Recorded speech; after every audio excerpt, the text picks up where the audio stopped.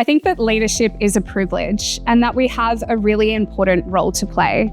I make myself available to not only people within my department, but elsewhere on site. My name is Brooke Adamson and I'm the Ore Processing Manager for Final Product at Newmont's Cadia. I completed a Bachelor of Chemical Engineering at university. A family friend within industry tried to deter me from entering mining, telling me that it was very male-dominated. Fast forward, over the last 16 years, I have been in a multitude of metallurgical and leadership roles, and I have absolutely loved it. In my personal life, I had to leave a challenging relationship when my son was only weeks old.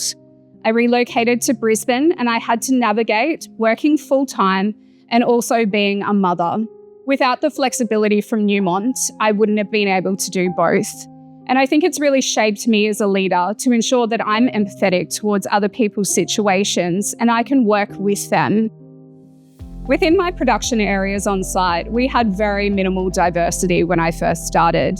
And the first thing that we needed to do was look at our ads that we were putting out for recruitment and basically stripping away all of the nice to haves and focusing on what was actually mandatory in terms of skill set or requirement. We would review the candidates that we had, and if we didn't have sufficient diverse talent, we would go back out. Typically, we had only put in trade qualified fitters into the role. But we asked the question, why not a boilermaker or an LV mechanic who we could then upskill? I had an individual, and when I first spoke about bringing in diverse talent in terms of gender diversity, he said to me, what, so I have a weak female coming into the crew and I'm expected to help her go out and put a hose together?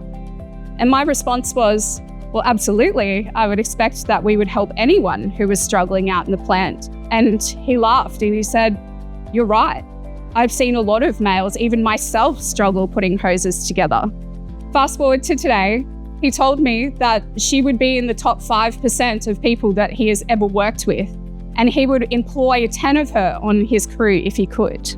As a leader, we have such an important role to play in fostering a safe and inclusive work environment. And I think how we act really has a ripple effect on the rest of our crew. Making sure that you connect with your people and know them on a professional level, but also on a personal level, so you can empathize with them. And I think that, as a leader, is exactly why we're here.